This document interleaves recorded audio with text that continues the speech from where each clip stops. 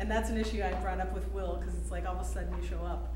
And I just have issues with that. One, we're trying to get consensus that all of a sudden you'd be There's here. nothing wrong with it. It was a personal reason why I have two young, small children. I couldn't make the meetings. But that's fine, Wendy. I'm just saying that to have 2 households represented by 4 people, I have issues with on the task force. So that's my issue, sorry. Never brought it up with Lowell and Joanne, you always came, but I've always thought, I don't think that's really fair to have a household represented. You're straying from your statement. That's fine, just getting my point out. But anyway, and that's one I will bring up again, I'm sure. But anyway, the experts have told us that even Chuck said, when we asked him how much smoke can cause a problem, he said that's hard to identify. One person can smoke their whole life and never get cancer, and another person cannot smoke at all and get cancer. And everything that we see of the information that's presented to us, like Libby and like the NPR clip that Will Sadek brought in, they're always extreme cases where Libby, Montana had almost every citizen in that, almost 90% of the people that lived in Libby, Montana in a bowl burned. So you can't compare that to the city of Maplewood that's spread out across how many miles to our air quality. Under our current laws, everybody could burn in Maplewood. We'd be just like Libby, and that's just no, fine then. It's not So going to what's happen, that point? Roger. What's that point mean? I know it's But not my going to happen. point is, So but my what's the point is, Could you summarize it, please? but my point is that with this data that we now have, because we've never, ever, ever gotten anything but a few complaints that Will has said he's received, we've never done any research. So how could we come to a conclusion that we have a problem in Maplewood? We never said we did. We're trying to go through a task force to talk about this. We haven't ever been able to talk about it. And she But just how did can all we- the research and found out that there's really It's not not a problem. research. So you tell me what research we should be doing, And I'm Roger, not because saying we that there haven't is a done problem. anything. What we're heading down last time was an educational packet, which I think we're trying to get to that to all And I agree with that, and that's what I But we say. can't even get there, because we're always doing this kind of stuff. No, we're going through a silly list of issues, which to me leads nowhere. So why do you put on an educational piece? That was This part is- of a process to get there. We hadn't even got through that. But what I'm Because this trying to group go is so for, dysfunctional, we can't even go through a Well, list that's to even right. talk about it. but Roger, what I'm trying to get at is, let's stop with this silly list.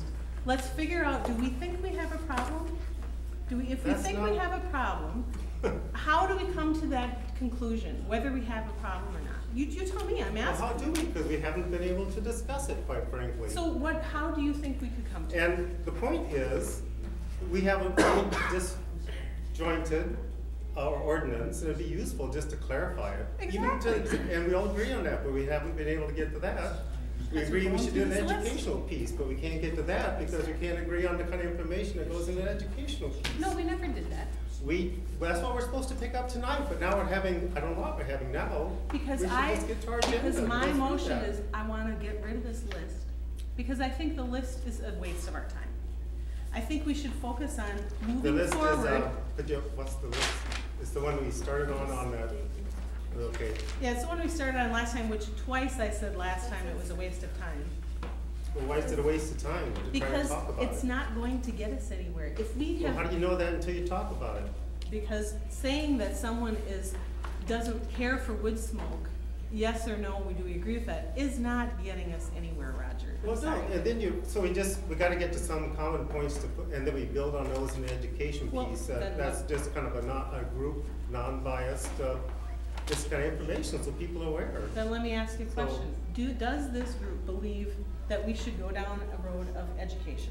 Are you calling for a show of hands? Show of hands. How many people believe that we should go down a road of looking at educational opportunities? This is the first thing. Mhm. Educational opportunities for our citizens in Maplewood. Okay?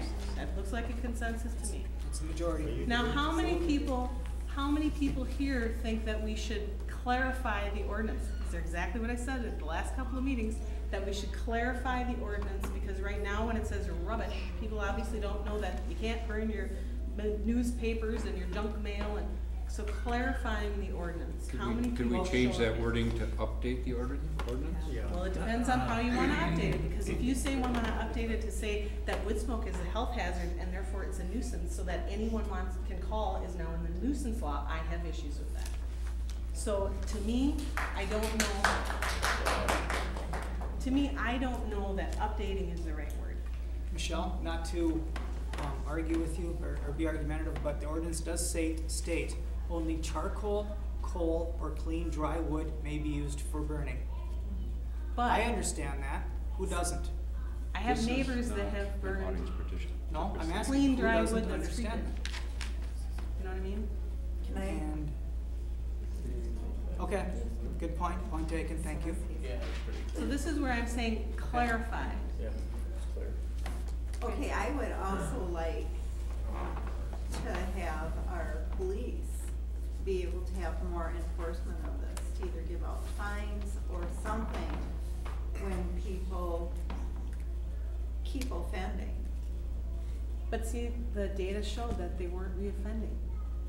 I mean, that's what I got from the police station, from the But reports that's not department. what I heard. Well, If the cop shows up and someone's having an illegal fire, can they write them a ticket for it? Ken? It would have to be a gross miscarriage of the ordinance. Otherwise, they wouldn't.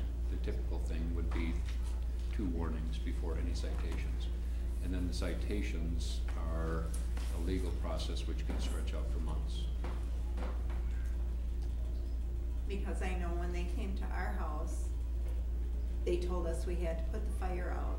We had to make the pit smaller because it wasn't within code. It was a foot bigger than what it was supposed to be. And actually, our ordinance doesn't even say that the person visiting, whether that be a policeman, a fireman, or a code enforcement officer, can tell you to put your fire out.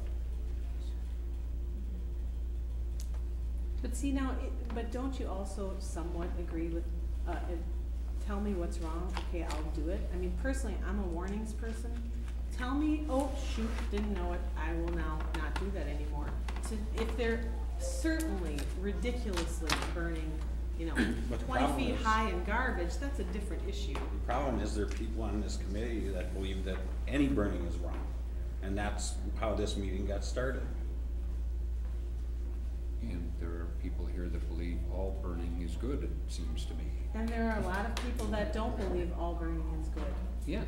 The ordinance I says think the it is. committee represents a cross-section of views. So we're still at the clarifying the ordinance thing? And so all I wanna do is that it seems to me that there are some opportunities for us to update the ordinance.